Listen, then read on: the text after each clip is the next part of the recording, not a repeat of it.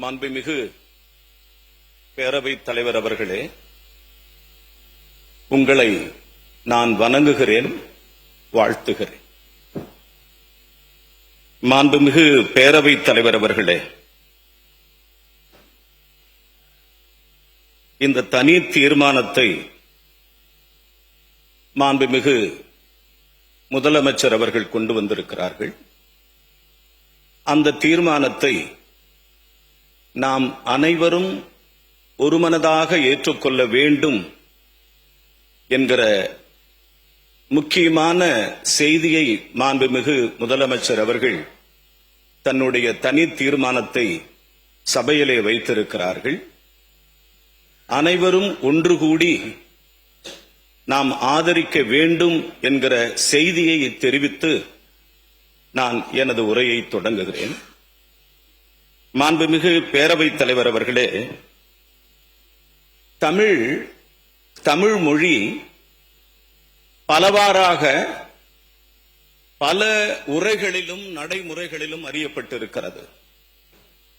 தேனாய் தீம்பழமாய் சுவை சேர் கரும்பாய் பால் அமுதம் தானாய். தேனாய் சுவை சேர் கரும்பாய் தீம்பழமாய் பால் அமுதம் தானாய். வானாய் கால் அனலாய் புனலாய் அதில் வாழ் புவியாய்.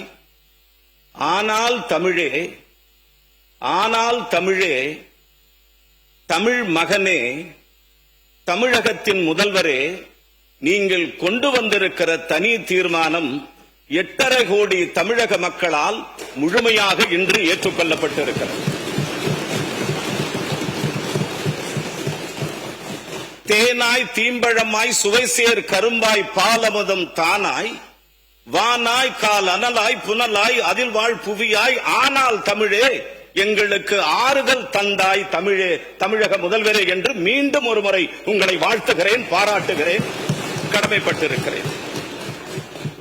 இந்த அவை சான்றோர்கள், அறிஞர் பெருமக்கள், அவையோர்கள், முன்னாள் முதலமைச்சர்கள், பல்வேறு தலைவர்கள் இந்த அவையிலே உரையாற்றியிருக்கிறார்கள்.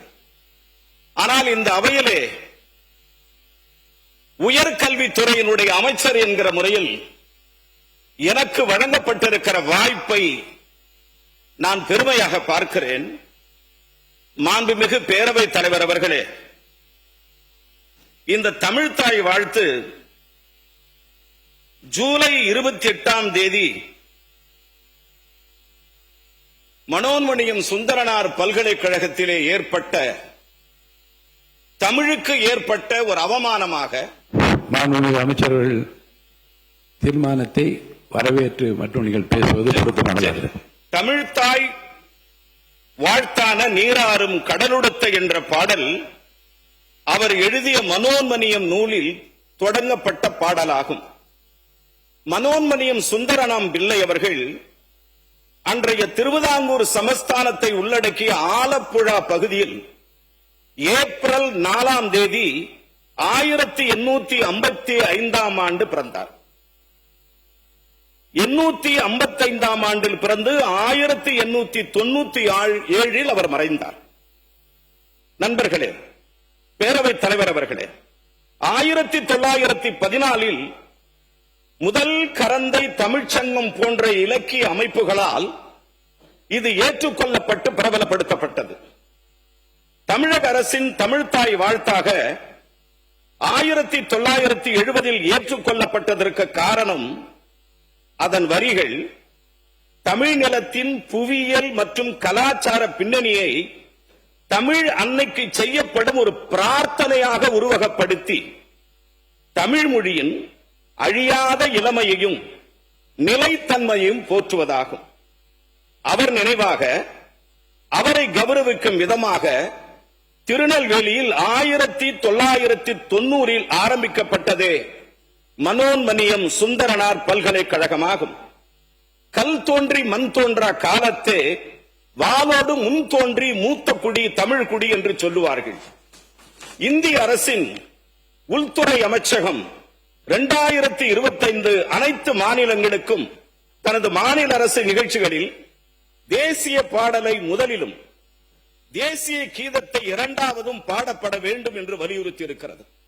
இதனால் நமது அரசு நிகழ்ச்சிகளில் பாரம்பரியமாக பாடப்பட்டு வந்த நமது தமிழ்த்தாய் வாழ்த்து பாடல் பின்னுக்கு தள்ளப்பட்டுள்ளது என்பது உறுப்பினர் தீர்மானம் தெளிவாக எந்தெந்த இடங்களில் தமிழ் தாய் வாழ்த்து முதலில் பாடப்பட வேண்டும் என்று சொல்லிய பிறகு பிற செய்திகளை பற்றி பிறகு பார்த்துக் கொள்ளலாம். அதை ஒட்டி வரவேற்று மட்டும் நீங்கள் பேரவைத் தலைவர் அவர்களே, எனவே இது குறித்து தமிழ்த்தாய் வாழ்த்தினை நமது மாநில அரசு விழாக்களில் முதலில் பாட வேண்டும் என சட்டமன்றத்தில் ஏகமனதாக முதல்வர் ஏற்படுத்திய தீர்மானத்தை நான் ஆதரிக்கிறேன், வரவேற்கிறேன். நன்றி.